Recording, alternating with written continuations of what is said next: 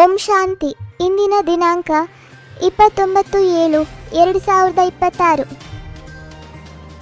ನಮ್ಮ ತನು ಮನ ಧನವನ್ನು ಅರ್ಪಿಸಿದರೆ ಅದರ ಬದಲಾಗಿ 21 ಜನ್ಮಗಳ ಸುಖ, ಸುಂದರ ಶರೀರ ಮತ್ತು ಅಪಾರ ಸಂಪತ್ತನ್ನು ನೀಡುವ ಮಹಾದಾತ ತಂದೆ ಆಗಿದ್ದಾರೆ. ಭೋಲಾನಾಥ ತಂದೆಯು ಮಕ್ಕಳಿಂದ ಹಳೆಯದನ್ನು ಪಡೆದು ಹೊಸ ಪ್ರಪಂಚದ ಅಮೂಲ್ಯ ಸಂಪತ್ತನ್ನು ನೀಡುವ ನಿಷ್ಕಾಮ ದಾತ ಆಗಿದ್ದಾರೆ. ಬೇಹದ್ದಿನ ತಂದೆಯು ಯಾವುದೇ ಪ್ರತಿಫಲದ ಆಸೆ ಇಲ್ಲದೆ ಮಕ್ಕಳಿಗೆ ವಿಶ್ವದ ರಾಜ್ಯ ಭಾಗ್ಯವನ್ನು ಕೊಡುವವರಾಗಿದ್ದಾರೆ. ತಂದೆಯ ನೆನಪಿನಿಂದ ಆತ್ಮದಲ್ಲಿರುವ ತುಕ್ಕು ನಿವಾರಣೆಯಾಗಿ ಸತ್ಯ ಚಿನ್ನದಂತೆ ಪವಿತ್ರವಾಗುತ್ತದೆ. ತಂದೆಯು ಅಭೋಕ್ತರಾಗಿದ್ದು ಮಕ್ಕಳ ಕಲ್ಯಾಣಕ್ಕಾಗಿ ಮಾತ್ರ ಈ ಧರೆಗೆ ಅವತರಿಸುತ್ತಾರೆ. ಪತಿತ ಪಾವನ, ದುಃಖಹರ್ತ ಮತ್ತು ಮುಕ್ತಿದಾತ ಒಬ್ಬ ಶಿವ ತಂದೆಯೇ ಆಗಿದ್ದು ಅವರ ಸಮಾನ ಮತ್ಯಾರೂ ಇಲ್ಲ.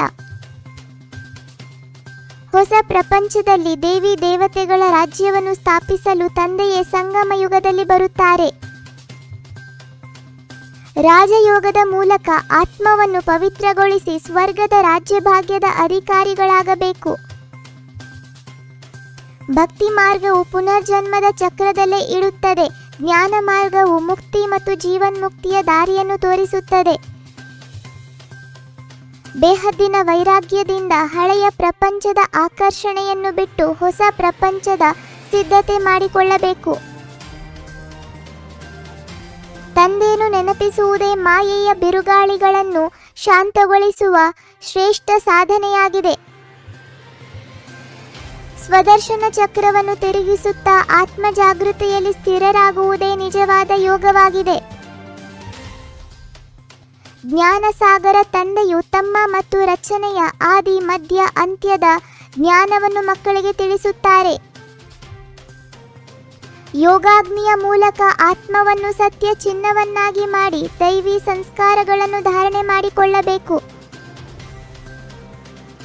ಈ ಹಳೆಯ ಪ್ರಪಂಚವು ಬದಲಾಗಲಿದೆ.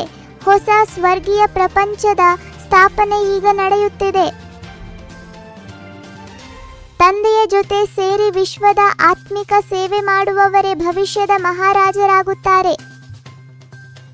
ತಂದೆಯನ್ನು ಅಪಾರ ಪ್ರೀತಿಯಿಂದ ನೆನಪಿಸಿ ಯೋಗ ಬಲದಿಂದ ಆತ್ಮವನ್ನು ಸಂಪೂರ್ಣ ಪವಿತ್ರವನ್ನಾಗಿ ಮಾಡಿಕೊಳ್ಳಬೇಕು. ಬೇಹದ್ದಿನ ವೈರಾಗ್ಯವನ್ನು ಧಾರಣೆ ಮಾಡಿ ಹಳೆಯ ಪ್ರಪಂಚದ ಮೋಹವನ್ನು ಸಂಪೂರ್ಣವಾಗಿ ತ್ಯಜಿಸಬೇಕು. ಪ್ರತಿಯೊಂದು ಹೆಜ್ಜೆಯನ್ನು ಶ್ರೀಮತದಂತೆ ಇಟ್ಟು ಪದಮಗಳ ಸಂಪಾದನೆ ಜಮಾ ಮಾಡುವ ಪದಮಾಪತಿಗಳಾಗಿರಿ. ಮನಸ್ಸನ್ನು ಸದಾ ತನ್ನ ಆದೇಶದಂತೆ ನಡೆಸುವವರೇ ಸಹಜವಾಗಿ ಮನ್ಮನಾಭವ ಸ್ಥಿತಿಯನ್ನು ಅನುಭವಿಸುತ್ತಾರೆ. 21 ಜನ್ಮಗಳಾಗಿ 21 ಮುರುಳಿಯ ಪಾಯಿಂಟ್ಸ್ ಅನ್ನು ಕೇಳಿದ್ದಕ್ಕಾಗಿ ಧನ್ಯವಾದಗಳು. ನಿಮಗೆ ಇದು ಇಷ್ಟ ಆದಲ್ಲಿ ಲೈಕ್ ಮಾಡಿ, ಶೇರ್ ಮಾಡಿ ಹಾಗೂ ಸಬ್ಸ್ಕ್ರೈಬ್ ಮಾಡೋದನ್ನು ಮರಿಬೇಡಿ.